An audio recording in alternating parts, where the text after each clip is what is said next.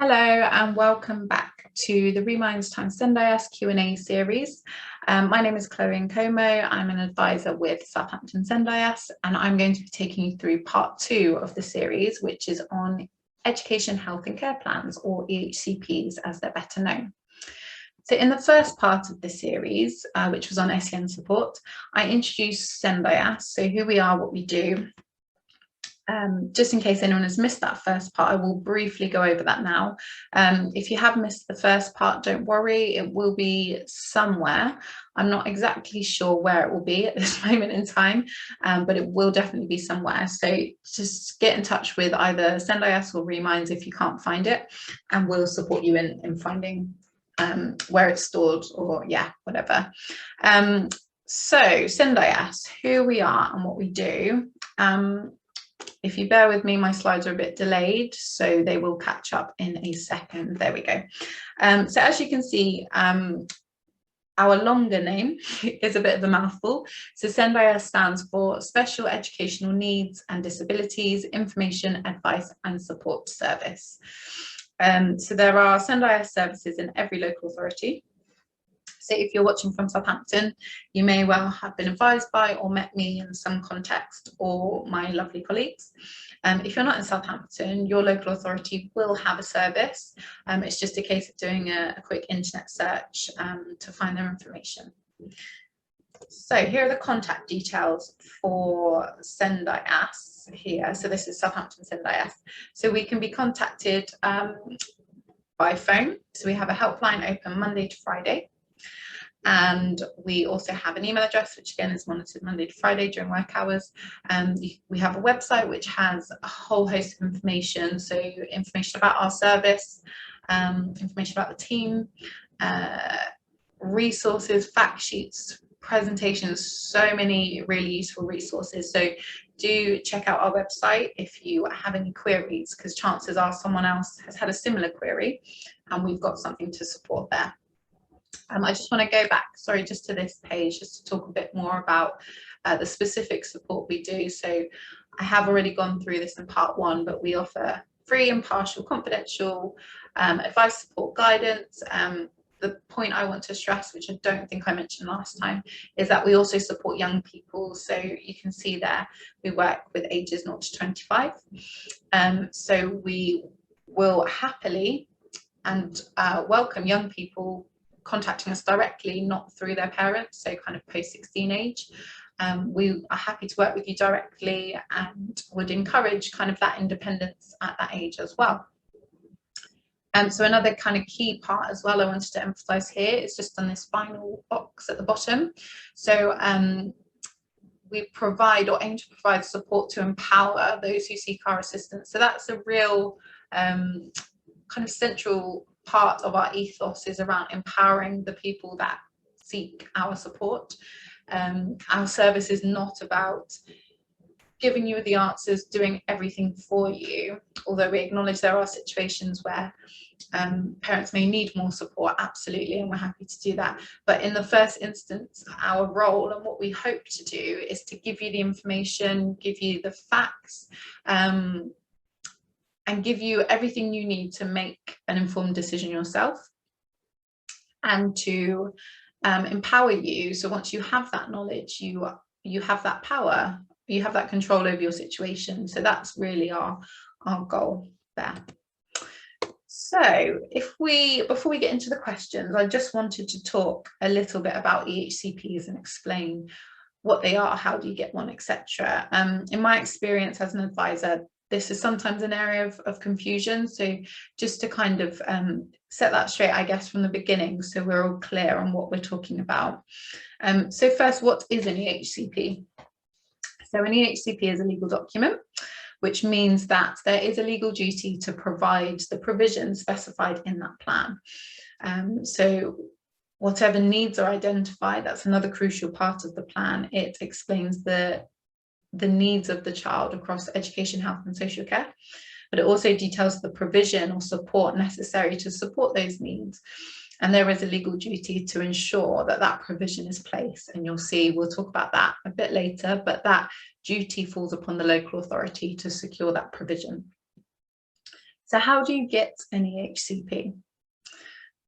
So there's a very first step and a very crucial step, which I think is the point that often gets confused. So the first step is formally requesting something called an EHC, an Education, Health and Care Needs Assessment. So I've abbreviated it here, and you might see that elsewhere, EHCNA.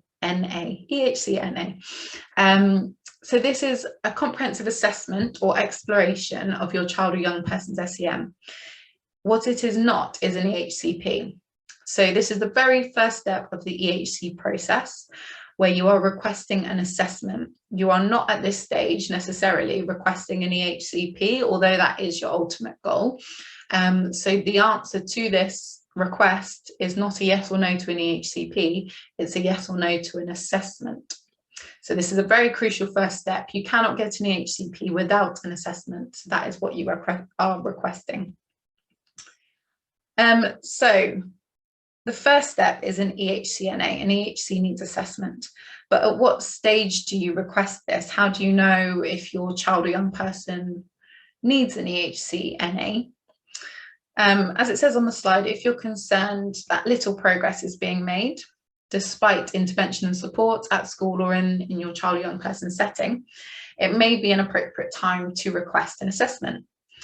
Similarly, if school are putting in the maximum level of support they can within their resources, and that goes back to our first part on SEN support, so looking at, are they supporting your child within their resources?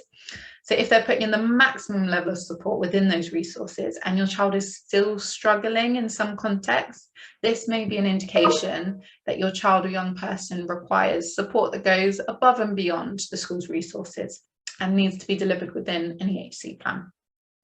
So I've put a friendly little stop box at the bottom because this is a really crucial point. And again, as I said, to go back to the SEN support we discussed in part 1 of the series, so another recording. So before requesting an assessment, think about whether your child is receiving SEN support from their setting. Have you been involved in the process? Are you aware of what assessment the school setting has carried out? Are you aware of the identified needs? Are you aware of the support in place, of the impact of that? If none of this has taken place, it is a really good place to start. So there are many situations in my experience as an advisor when a child's SEN can actually be met within the school's resources and they don't actually require an EHC needs assessment or an EHCP. So it just takes an open conversation with the setting and a good working relationship with the school, with the SENCO. I've used this phrase recently and I think it captures it perfectly, but an EHCP is not always a golden ticket. And I think it's something that does get thrown around quite a bit and it's not always necessary. As a first step, have that conversation with the school, ensure that SEN support is in place and that those cycles of assess, plan, do, review are in place. And then think about, okay, despite this, my child is still not making progress. This is the point where I need to look at an EHC needs assessment. So the next slide gives you a kind of overall picture and timeline of the process. So again, this isn't 100% relevant or not relevant. It is relevant. It's not 100% necessary to the questions in this part of the series, but it's just for your information, just to give you an overview of what that means. So as I said, the very first stage of this process is requesting an EHC needs assessment, and it's an essential part. So that's the first stage, and then within 6 weeks, the local authority, or by 6 weeks, the local authority have to inform you of their decision, so whether they will agree to assess or not agree to assess. And then it takes you through the next few stages. I won't go through all of them. But the point is, it's 20 weeks, it should be 20 weeks from the point of request, so when that's been acknowledged by the local authority, to completion of a final plan. So an EHCP, not only is it not always a golden ticket, but it's also not a quick process by any means at all. So it is quite a long process. And in terms of support during that process, because it can be quite complicating, overwhelming, SENDIASS support with all stages of the EHCP process, so do get in touch. Okay, so first couple of questions around EHCPs. Hopefully that bit of background explanation of the request process just puts things into context a little bit more. So first two questions, I've put these together because they're quite similar, and I will look at them independently, but just draw attention to similar themes or questions I'll be asking. So question 1 is, my child is really struggling at school. He needs the support that an EHCP will give him. He has been refused as school have not shown enough evidence of what they have tried. My child is failing and at risk of dropping out. What can I do? So I'll start on this first question. So there are a few things I would want to pick out and would approach this. I think I'll approach this as if a parent is coming to me with this problem. That's probably the best way to do it. So I would start by asking a few questions of the parent.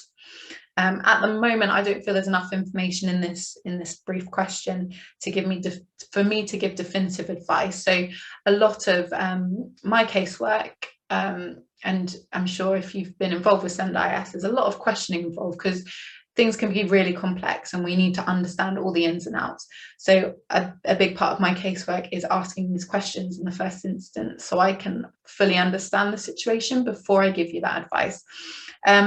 So there are kind of two strands to this question, if you like.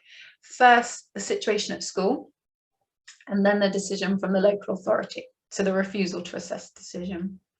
So first, I would look at, in what way is your child struggling? And have you identified, or the school identified, specific areas of difficulty and had that discussion? Question 2, in what way is your child failing or at risk of dropping out? Is this academic, or is this kind of anxiety-based school refusal? When you say at risk, are they already showing signs of refusal, or is dropping out, do you mean not achieving grades and kind of moving on to the next phase of education? So just to clarify kind of what that means and what that looks like exactly, because that might determine what support or advice I give you or the school give. And then 3, is your child on the SEN register and are they receiving SEN support? So that's always kind of one of the first questions, just to figure out, have the school actually recognised that your child has SEN, and what support, if any, do they have in place for him or her or them?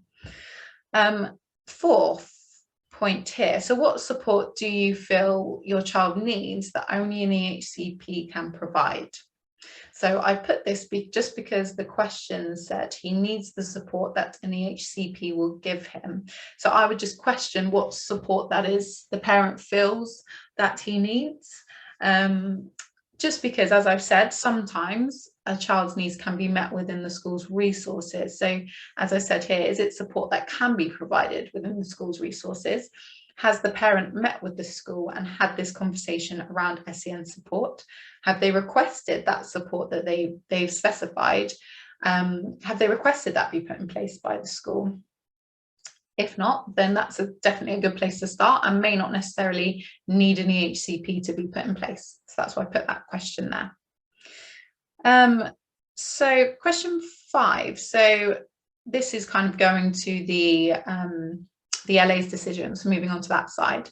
So the parent talks about lack of evidence from the school. So I've just asked, is there further evidence the school can submit, or is it a case that there is none documented? So they haven't kept a paper trail, if you like, of the support and the impact.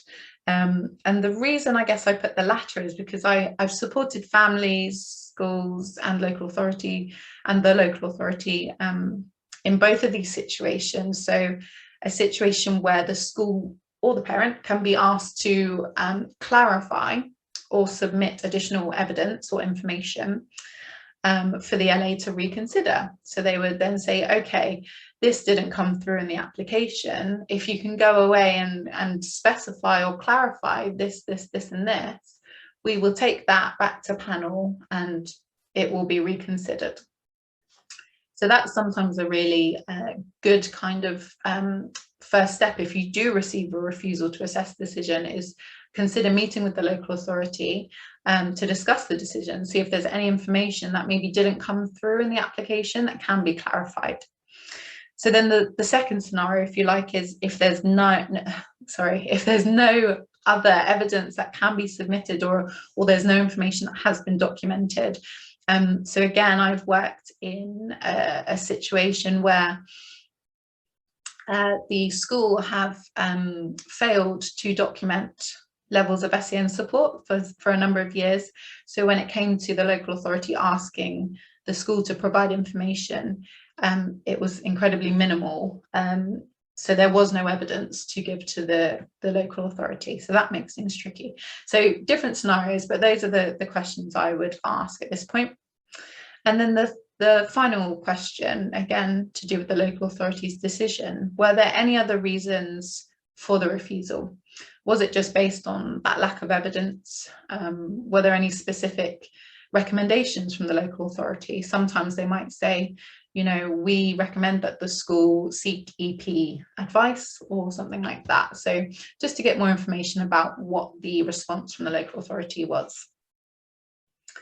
So in terms of what the parent can do, so I've gone through my millions of questions I would ask, but what can the parent actually do? So there are many options available, and it would really depend on the answers to some of the questions beforehand.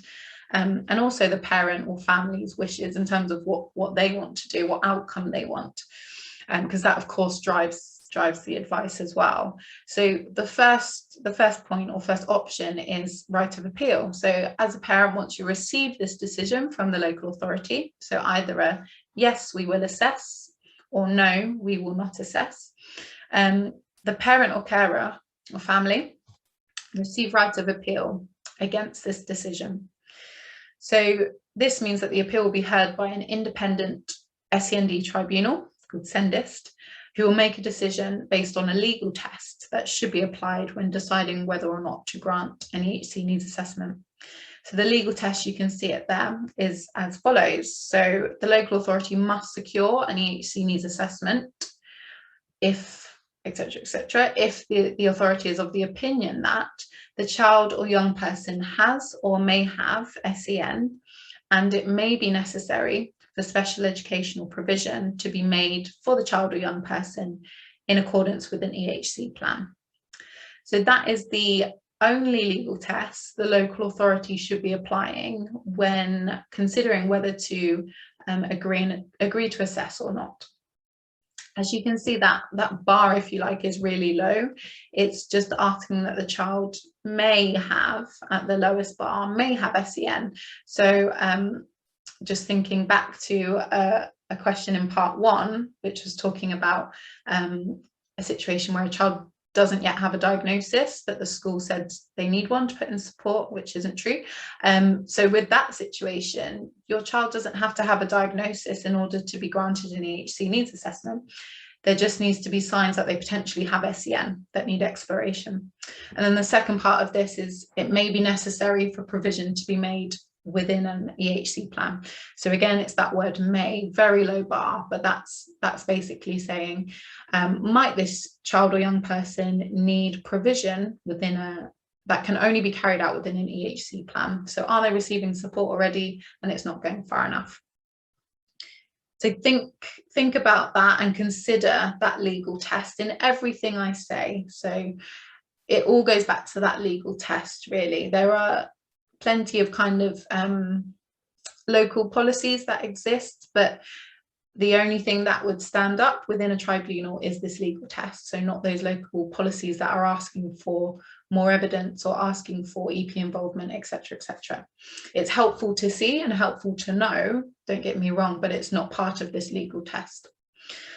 So option 2, consider meeting with the local authority to discuss the decision. So I briefly mentioned that before. So these meetings can be useful in better understanding the LA's decision, and also an opportunity for you in person to fully explain your child's needs, because it's a really difficult task to lift a child off a piece of paper, and that's essentially what's happening. Within a panel, there are a number of professionals, so head teachers from mainstream schools and special schools, an EP, I believe, and other professionals who have never met your child. All they have, or young person, all they have is information on various bits of paper. and then they have to make a decision. So that's quite a task, lifting a child or young person off a piece of paper. So if you can, or would like to meet with the local authority, it's a brilliant opportunity to just add your perspective a bit more in person, which can have some weight. And as I said, in my experience, sometimes that may reveal information that the local authority weren't aware of, or that they didn't feel came through the application, and they can ask you or the school or setting to go away and clarify that, specify that, and resubmit it for reconsideration at another panel. So that is a really good option.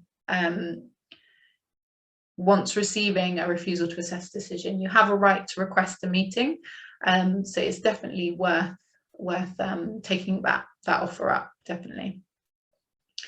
The school then could look at either resubmitting evidence or look at increasing SEN support, and that brings us to our third point, so meeting with the school to discuss SEN support. So this option comes to play, I guess, when there's maybe little or less than expected or less than required support in place for the child.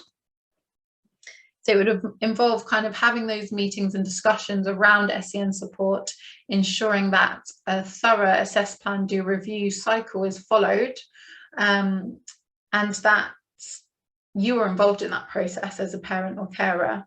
So with that, and with those regular cycles of review, the school could then reapply for an EHC needs assessment if the support was not having enough of an impact.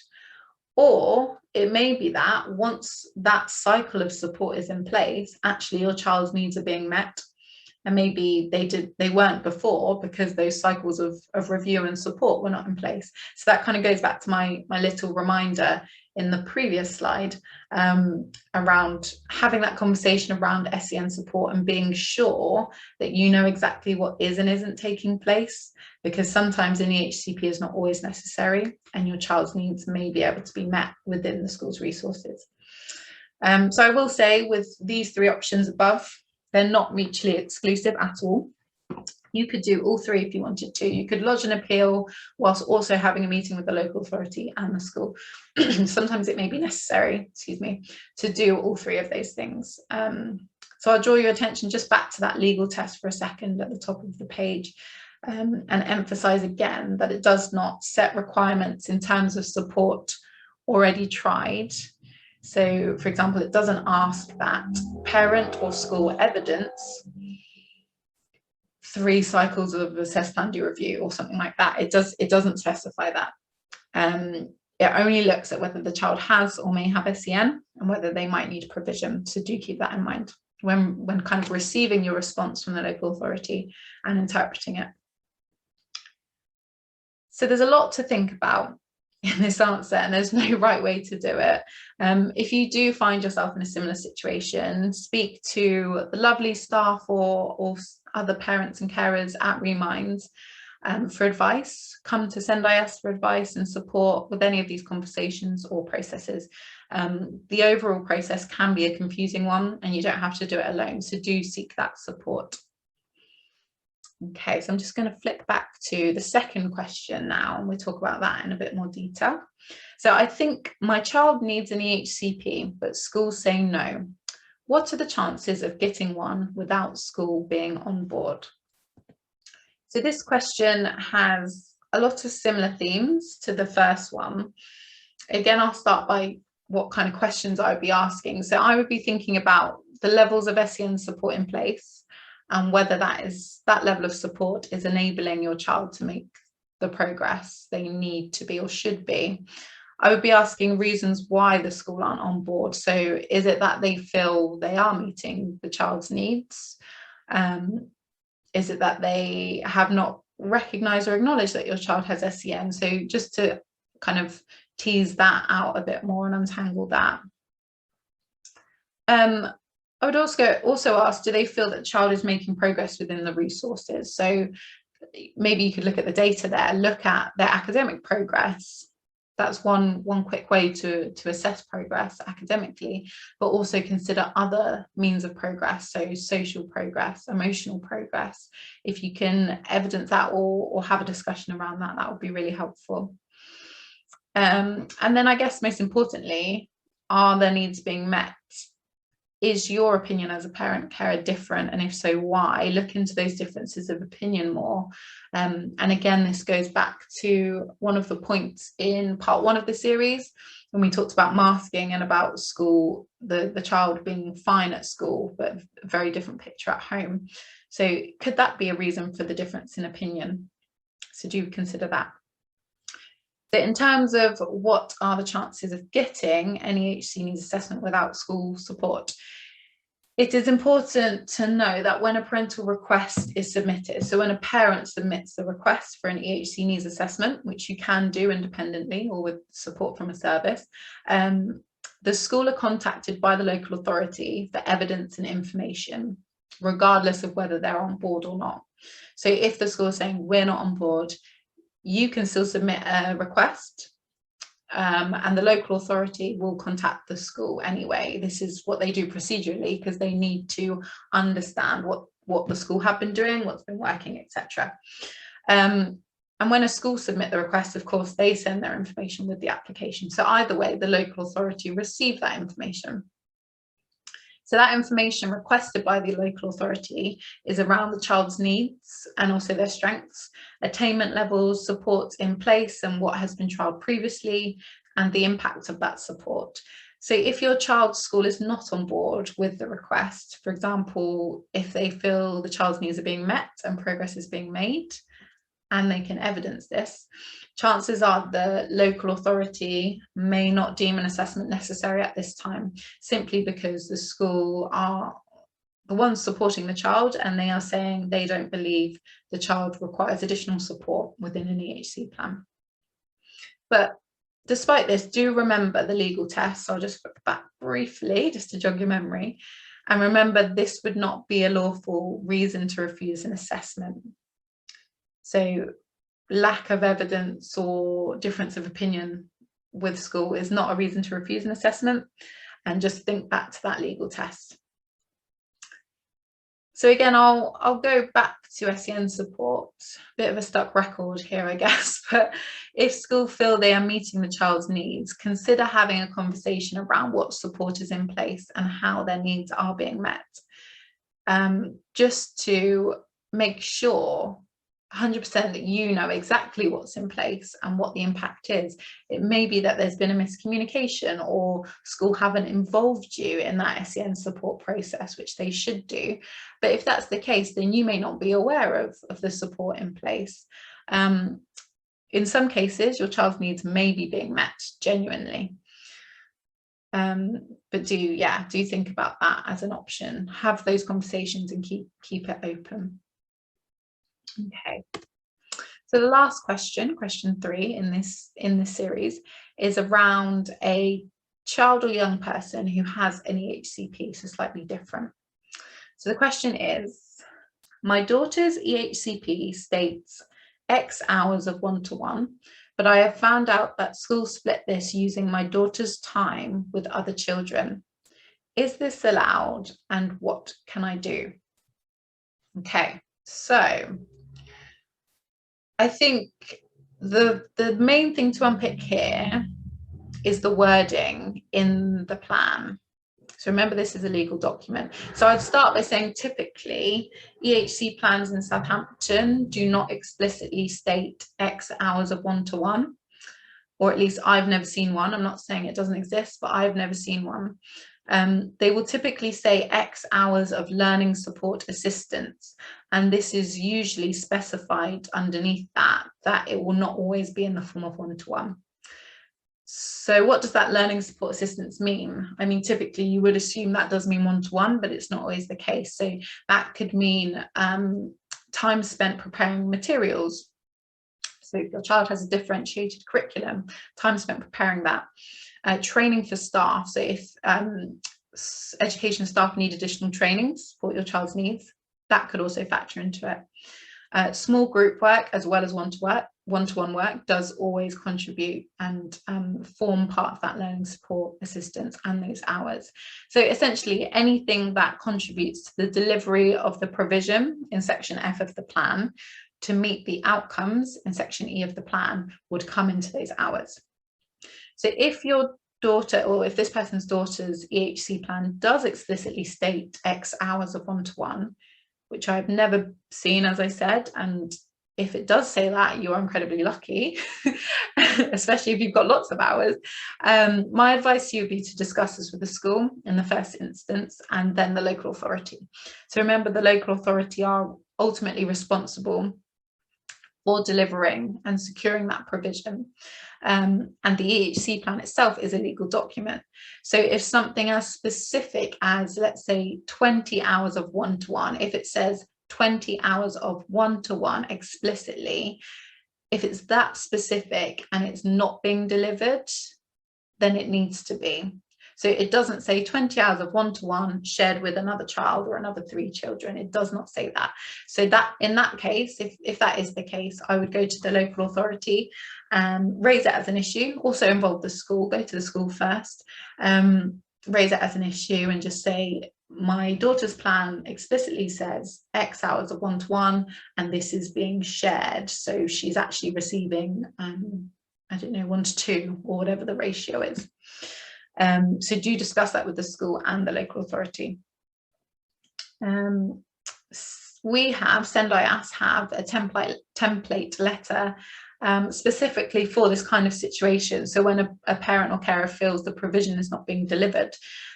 So if you do find yourself in this situation, do get in touch if you'd like a copy of this template letter. So it's helpful just to add your own information and send it on.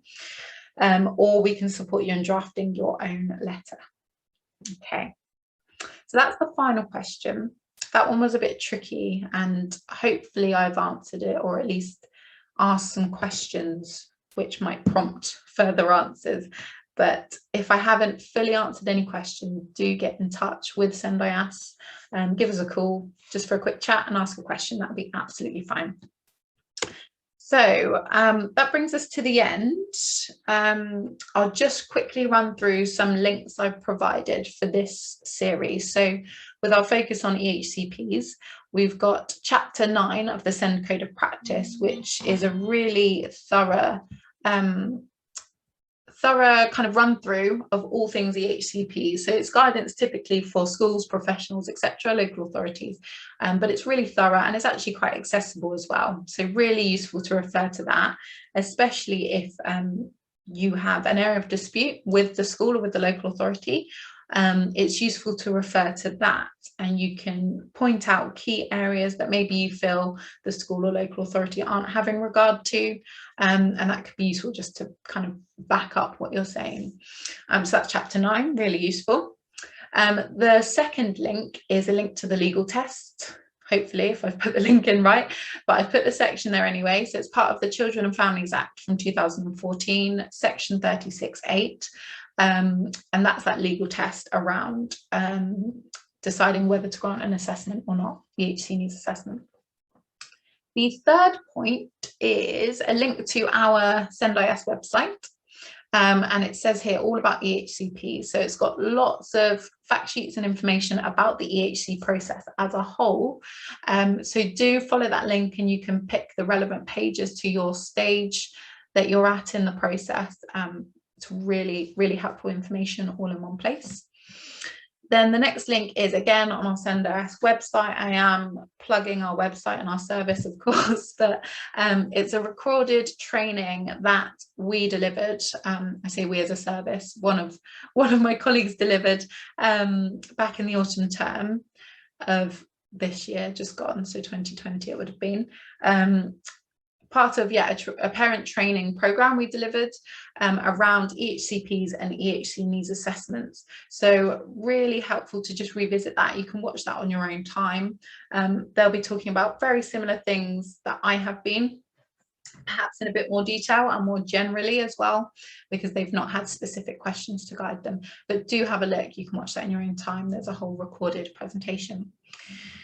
And then the second to last link Sorry, there's a motorbike outside. The second to last link is a link to the Southampton City Council local offer, and this is their page on EHC plans. So there's key information about what it is, what the process is. There's some key documents from the local authority around kind of I guess eligibility, if you like, or what they're looking for. There's also key documents as part of the process. So the request form, for example, for parents and carers, the request form for settings, everything you will need is on that page if you are a Southampton parent. So do go to that page to look for any documents, forms, whatever you need.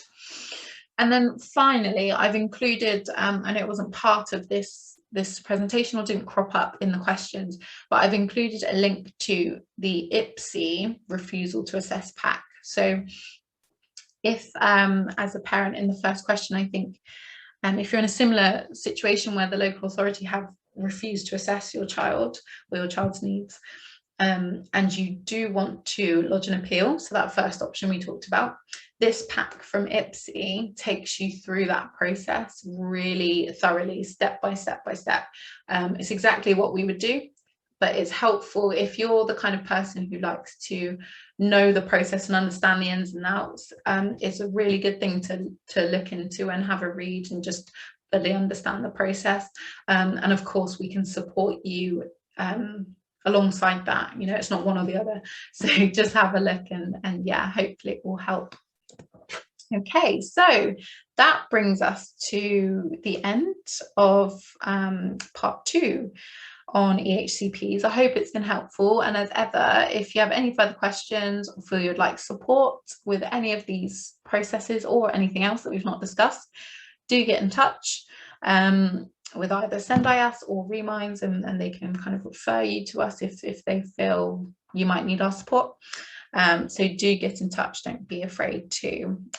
So I hope to see you for part 3 of this series, which features a couple of questions around school refusal. So again, quite a common query we receive as a service, and I think it's an issue or a difficulty that is on the increase. So hopefully see you for part 3. Take care. Bye-bye.